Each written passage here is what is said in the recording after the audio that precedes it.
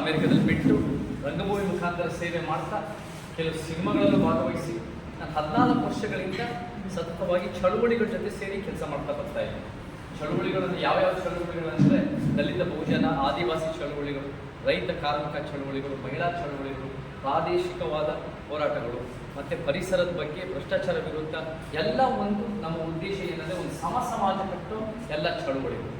ನಮ್ಮ ವ್ಯಾಖ್ಯಾನದ ಪ್ರಕಾರ ಒಂದು ಉತ್ತಮ ಸಮಾಜ, ಒಂದು ಸಂವಿಧಾನದ ಸಮಾಜ ಯಾವುದು ಅಂದರೆ ಒಂದು ಸಮಾಜ, ಸಮಾನತೆಯ ಸಮಾಜ. ಈ ಸಮಾನತೆಯ ಸಮಾಜದ ಬಗ್ಗೆ ನಾನು ಇವತ್ತು ನಿಮ್ಮ ಜೊತೆ ಒಂದು ಪ್ರೆಸೆಂಟೇಷನ್ ಮಾಡೋಕ್ಕೆ ಇಷ್ಟಪಡ್ತೀನಿ. ನಾನು ಕೂಡ ಇವಾಗ ಒಂದು 6-7 ವರ್ಷಗಳಿಂದ ಬೆಳ್ತಂಗಡಿಗೆ ಬಂದಿಲ್ಲ, ಆದರೆ ಅದಕ್ಕಿಂತ ಮುಂಚೆ ನನ್ನ ಮೊದಲನೇ ಹೋರಾಟಗಳು 2012ರಲ್ಲಿ 2015ರಲ್ಲಿ ಮೊದಲನೇ ಹೋರಾಟಗಳಲ್ಲಿ ಎಂಡೋಸಲ್ಫನ್ ಪೀಡಿತರ ಪರವಾಗಿ ಹೋರಾಟ ಮಾಡಿ ಇದೇ ಬೆಳ್ತಂಗಡಿ ಭಾಗದಲ್ಲಿ 90 ಕೋಟಿಯನ್ನು ಸ್ಯಾಂಕ್ಷನ್ ಮಾಡಿಸೋಕ್ಕೆ ನನಗೆ ಎಷ್ಟು ಚಳುವಳಿಗಳ ಜೊತೆ ಸೇರಿಕೊಳ್ಳೋ ಅವಕಾಶ. ಅದರ ನಂತರ ಕೊರಗ ಸಮುದಾಯದ ಜೊತೆ ಅಜ್ಜಲು ಪದ್ಧತಿ ವಿರುದ್ಧ ಮತ್ತು ಕೊರಗ ಸಮುದಾಯದ ಶೈಕ್ಷಣಿಕ ಏರಿಕೆಗೆ ಅದಕ್ಕೂ ಒಂದು ಸ್ವಲ್ಪ ಅಲ್ಪವಾಗಿ ಸಹಾಯ ಮಾಡೋಕ್ಕೆ ನನಗೆ ಅವಕಾಶ ಸಿಕ್ಕಿದೆ. ಇವತ್ತು ನಿಮ್ಮ ಜೊತೆ ಏನು ನಾವಾಗಲೇ 40 ಮತಕ್ಷೇತ್ರಗಳಲ್ಲಿ ಇದೇ ಸಭೆ ಕಲ್ತಿದ್ದೀವಿ. ಯಾವ ಸಭೆಗಳಲ್ಲಿ ಹೋರಾಟಗಾರತಿಯರು, ಚಳುವಳಿಗಳು, ನಾಯಕರು, ಮುಖಂಡರು, ಸಮಾಜ ಸೇವಕರು, ಸಮಾನ ಮನಸ್ಕರು, ಸಮಾಜದ ಕನಸಿಟ್ಕೊಂಡಿರೋರ ಜೊತೆ ಸೇರಿ ನಾವಿವಾಗ 40 ಕಡೆ ಮತಕ್ಷೇತ್ರದಲ್ಲಿ ಮಾಡ್ಕೊಂಡು ಬಂದಿದ್ದೀವಿ. ಇವತ್ತು ಬೆಳ್ತಂಗಡಿಗೆ ನಿಮ್ಮ ಮುಂದೆ ಈ ಪ್ರೆಸೆಂಟೇಷನ್ ಮಾಡಿ ಅದರ ನಂತರ ಒಂದು ಸಂವಾದ ಚರ್ಚೆ, ನಿಮ್ಮಿಂದ ಹೇಗೆ ನಿಮ್ಮ ಪ್ರತಿಕ್ರಿಯೆ ಮತ್ತು ನಿಮ್ಮಿಂದ ಏನೇನು ವಿಚಾರಗಳು ಕಲಿಬೋದು, ಇದನ್ನು ಹೆಂಗೆ ಮುಂದೆ ತೊಗೊಂಡು ಹೋಗ್ಬೋದು, ಒಂದು ಉತ್ತಮ ಕರ್ನಾಟಕ ಹೇಗೆ ಕಟ್ಬೋದು ಅನ್ನೋದನ್ನು ನಿಮ್ಮದಿಂದ ಕಲಿಯೋಕ್ಕೆ ಇಷ್ಟಪಡ್ತೀನಿ. ಸೊ ಫಸ್ಟು ನೀವೆಲ್ಲ ನಿಮ್ಗೆ ಕಾಣುತ್ತೆ ಅಂದರೆ ನಾನು ಇಲ್ಲಿ ಈ ಕಡೆನೇ ಪ್ರೆಸೆಂಟೇಷನ್ ಮಾಡ್ತೀನಿ. ಗೋಡೆಗೆ ನಿಮ್ಗೆ ಕಾಣುತ್ತೆ ಅನ್ಸುತ್ತೆ. ನಾನು ಈ ಕಡೆ ನಿಂತ್ಕೊಳ್ಳ, ಈ ಕಡೆ ನಿಂತ್ಕೊಳ್ಳ. ಓಕೆ, ಮೊದಲನೇದಾಗಿ ಕರ್ನಾಟಕ ಮತ್ತು ಭಾರತಕ್ಕೆ ಪರ್ಯಾಯ ರಾಜಕಾರಣ. ಇದು ಪ್ರಸ್ತುತಿ 2025 ನಾವು ಮುಂದಿನ ಪೀಳಿಗೆಗೆ ಮತ್ತು ಮುಂದಿನ ದಿನಗಳಿಗೆ ನಾವು ಹೇಗೆ ಒಂದು ಉತ್ತಮವಾದ ಕರ್ನಾಟಕ ಕಟ್ಬೋದು ಅನ್ನೋದು ನಿಮ್ಮ ಮುಂದೆ ಸಮಾಜ ನಿಮ್ಮ ಮುಂದೆ ಪ್ರೆಸೆಂಟೇಷನ್ ಹೇಳಕ್ಕೆ ಇಷ್ಟ ಆಗುತ್ತೆ. ಮೊದಲನೇದಾಗಿ ನಾವಿವತ್ತು ಏನಾದರೂ ಪರಿವರ್ತನೆ ಬಯಸಬೇಕು ಅಂದರೆ ನಮಗೆ ಶತ್ರು ಯಾರು ಅನ್ನೋದು ಗುರುತಿಸಬೇಕು. ನಮ್ಮ ಶತ್ರು ಯಾರಿದ್ದಾರೆ ಅಂದರೆ ಯಾವ ಧರ್ಮದವರಲ್ಲ, ಯಾವ ಜಾತಿದವರಲ್ಲ, ಯಾವ ಭಾಷಿಕರಲ್ಲ, ಯಾವ ಪಕ್ಷದವರಲ್ಲ. ನಮ್ಮ ಶತ್ರು ಯಾರಾದರೂ ಇದ್ದರೆ ಅದು ಅಸಮಾನತೆ ಮತ್ತು ಅನ್ಯಾಯದ ವ್ಯವಸ್ಥೆ. It is the system that is the enemy. ಈ ಸಿಸ್ಟಮ್ ನಮಗೆ ಅಸಮಾನವಾಗಿದ್ದು, ಈ ಅಸಮಾನತೆಯ ವ್ಯವಸ್ಥೆಯಲ್ಲಿ ಯಾರ್ಯಾರು ವರ್ಗ, ಜಾತಿ, ಲಿಂಗ, ಕುಟುಂಬ, ಭಾಷೆಯಿಂದ ಪ್ರಬಲರಿರ್ತಾರೋ ಅವ್ರ ಪರವಾಗಿ, ಅವ್ರ ಸುತ್ತಮುತ್ತ ಇರೋರ ಪರವಾಗಿ, ಅವ್ರ ಕುಟುಂಬದ ಪರವಾಗಿ ಈ ವ್ಯವಸ್ಥೆ ನಡೀತಾ ಇದೆ. ಬೇರೆ ಇನ್ನೆಲ್ಲರಿಗೂ ಬೇರೆ ಬೇರೆ ಹಂತಕ್ಕೆ ಅನ್ಯಾಯ ಆಗ್ತಾ ಇದೆ, ಒಂದು ರೀತಿ ವಂಚನೆ ನಡೀತಾ ಇದೆ. ಅದು ಈ ಒಂದು ಸಮಾಜದ ವಾಸ್ತವತೆ. ಅದು ನಮಗೆ ಇವತ್ತಿನ ದಿನ ಸಿಸ್ಟಮ್ ಇಸ್ ದಿ ಎನಿಮಿಯನ್ನು ಹೊರತು ತೋರಿಸುತ್ತಾರೆ. ಎರಡನೇ, ನಾವು ಯಾರನ್ನ ರಾಜಕಾರಣಿಗಳು, ಯಾರನ್ನ ನಾವು ಒಂದು ಉತ್ತಮ ಸಮಾಜದ ಹಿತಾಸಕ್ತಿಗೋಸ್ಕರ ಕೆಲಸ ಮಾಡ್ತಾರೆ ಅಂತ ನಾವು ಯಾರನ್ನ ನಿರೀಕ್ಷೆ ಮಾಡ್ತೀವಿ. ದುರಂತ ಏನಂದ್ರೆ ಅವರ ಸ್ವ ಅಧಿಕಾರಕ್ಕೋಸ್ಕರ, ಸ್ವ ಹಣಕ್ಕೋಸ್ಕರ, ಸ್ವ ಪ್ರತಿಷ್ಠೆಗಾಗಿ ಅವ್ರು ಕೆಲಸ ಮಾಡ್ತಾ ಇದ್ದಾರೆ. ಇದು ಅನೇಕ ಕಾರಣಗಳಿರುತ್ತೆ. ಇದು ಅವರ ಪಕ್ಷದ ಒತ್ತಡಗಳಿಂದ ಆಗಿರ್ಬೋದು, ಅಥವಾ ಅವರ ವೈಯಕ್ತಿಕ ಇಚ್ಛಾಶಕ್ತಿ ಕೊರತೆ ಇರ್ಬೋದು. ಆದರೆ ಅವರು ಏನು ಒಂದು ಇಡೀ ರಾಜ್ಯದ ಹಿತಾಸಕ್ತಿ ಕೆಲಸ ಮಾಡಬೇಕು ಅದನ್ನು ಮಾಡದೆ ವೈಯಕ್ತಿಕವಾಗಿ ಕೆಲಸ ಮಾಡ್ತಿದ್ದಾರೆ ಅನ್ನೋದು ನಮ್ಮ ವಾದ. ಸೊ ಮುಖ್ಯವಾಗಿ ನಾವೇನ್ ಮಾಡಬೇಕು ಅನ್ನೋದು ಬಹಳ ಮುಖ್ಯ. ನಾವೇನ್ ಮಾಡ್ಬೇಕು, ಇವಾಗ ನಿಮ್ದೇ ರೀತಿಯಲ್ಲಿ ಸಾಮಾಜಿಕ ಹೋರಾಟಗಳು ಮಾಡ್ಕೊಂಡು ಬಂದಿದ್ದೀರಾ, ಆರ್ಥಿಕ ಹೋರಾಟಗಳು ಮಾಡ್ಕೊಂಡು ಬರ್ತಿದ್ದೀರಾ, ಮತ್ತೆ ಭಾಷೆಯ ಪರವಾದ ಹೋರಾಟಗಳು ಮಾಡ್ಕೊಂಡು ಬಂದಿದ್ದೀರಾ. ಇವತ್ತಿಂದ ನಾವು ಮಾಡಬೇಕಾಗಿರೋದು ಪೊಲಿಟಿಕಲ್ ಆಕ್ಟಿವಿಸಮ್, ರಾಜಕೀಯ ಸ್ಥಾಪಿತ ಹಿತಾಸಕ್ತಿಗಳ ವಿರುದ್ಧ ಹೋರಾಟ. ಈ ರಾಜಕೀಯ ಸ್ಥಾಪಿತ ಹಿತಾಸಕ್ತಿಗಳ ವಿರುದ್ಧ ಹೋರಾಟ ಆದ್ರೆ ಇವತ್ತಿನ ದಿನ ನಾವು ಹೆಂಗೆ ಪೊಲಿಟಿಕಲ್ ಸಿಸ್ಟಮ್ ಗುರುತಿಸ್ತೀವಿ ಅಂದ್ರೆ ಎಡ, ಮಧ್ಯ, ಬಲ ಅಂತ ಗುರುತಿಸ್ತೀವಿ. ಇದು ಒಂದು ರೀತಿ ಪೊಲಿಟಿಕಲ್ ಸ್ಟ್ರಕ್ಚರ್, ಪೊಲಿಟಿಕಲ್ ಪಾರ್ಟಿ ಒಂದು ಗ್ರಾಫ್. ಆ ಬಲಪಂಥಿ ಅಂತ ನಾವು ಯಾರು ಗುರುತಿಸ್ತೀವಿ ಅಂದ್ರೆ ಒಂದು ಹಿಂದುತ್ವ, ಒಂದು RSS ಕೇಂದ್ರ ಸರ್ಕಾರದ ಪಕ್ಷ, ಒಂದು ರೈಟ್ ವಿಂಗ್ ಅಂತ ಹೇಳ್ತೀವಿ. ಎಡಪಂಥಿ ಅಂದ್ರೆ ಯಾರು ಹೇಳ್ತೀವಿ, ಕೇಂದ್ರ ಸರ್ಕಾರದ ಕಮ್ಯುನಿಸ್ಟ್ ಪಕ್ಷಗಳು, ಆರ್ಥಿಕತೆಗೆ ಸೀಮಿತ ಆಗಿರೋ ಪಕ್ಷಗಳು ಎಡಪಂಥಿ ಅಂತೀವಿ. ಮಧ್ಯಪಂಥಿ ಯಾರು ಅಂದ್ರೆ ರಾಜ್ಯ ಸರ್ಕಾರ, ಹಳೆ ಮೈಸೂರು ಸರ್ಕಾರ ಪಕ್ಷ, ಇತರ ಈ ಒಂದು ಯಥಾಸ್ಥಿತಿ ಅವಕಾಶವಾದಿ ಪಕ್ಷಗಳು. ಇದು ಎಡ, ಮಧ್ಯ, ಬಲ ಅಂತ ನಾವು ಗುರುತಿಸ್ತೀವಿ. ನಾವು ಒಂದು ಸಮಾಜ ಕನ್ಸಿಟ್ಕೊಂಡಿರೋ ನಾವು ಯಾರು. ನೆಕ್ಸ್ಟ್, ನಾವು ಯಾರು ಅಂದ್ರೆ ನಮ್ಮ ಸಿದ್ಧಾಂತ. ಇದು ಬಹಳ ಮುಖ್ಯವಾದ ಸ್ಲೈಡ್. ನಮ್ಮ ಸಿದ್ಧಾಂತ ಈ ಬಹಳ ಇಲ್ಲೇ ಹೇಳ್ತೀವಿ: ಸಮಾನತೆ, ನ್ಯಾಯ, ವೈಚಾರಿಕತೆ ಮತ್ತು ಸಂವಿಧಾನದ ಪೀಠಿಕೆ.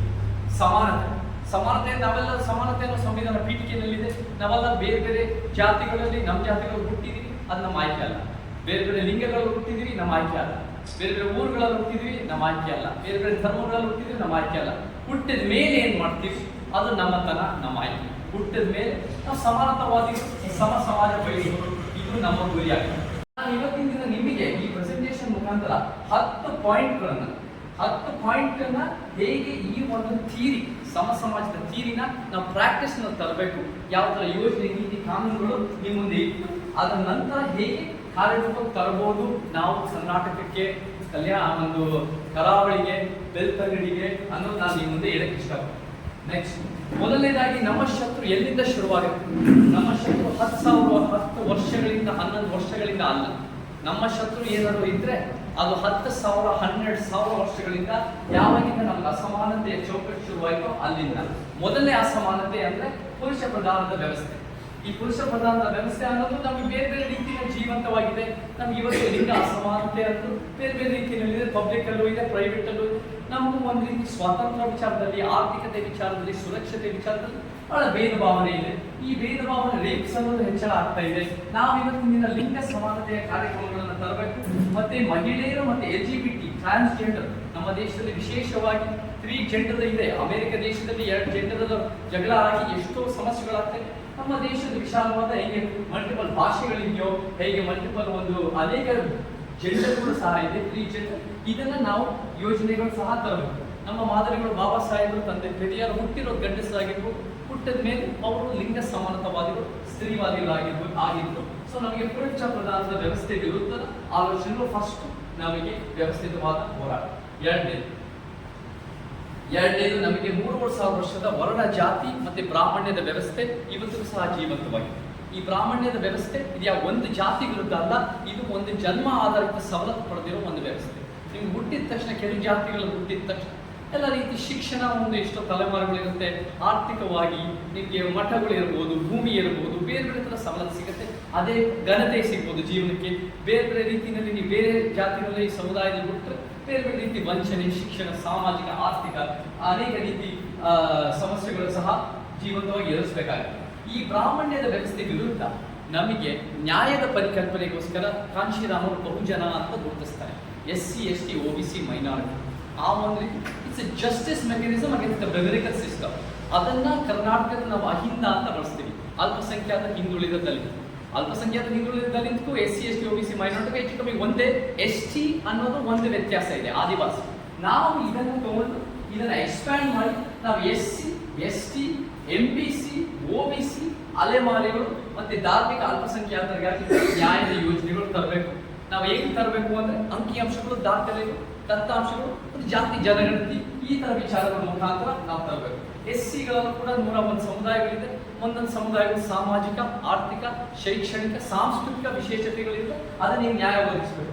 STಗಳು ಸಹ ಇದು ಬೇರೆ ಬೇರೆ ರೀತಿ ನಾವು ಕೂಡ ಜೊತೆ ಬೇರೆ ಬೇರೆ ಸಮುದಾಯಗಳು ಅವರದೇ ಆದ ವಿಶೇಷತೆಯ ಭಾಷೆ ಇದೆ. ಇದನ್ನು ಕೂಡ ಮತ್ತೆ ಸಾಮಾಜಿಕವಾಗಿ ಶೈಕ್ಷಣಿಕ ವಂಚನೆ ಅದನ್ನ ಹೇಗೆ ಅಡ್ರೆಸ್ ಮಾಡಬೇಕು.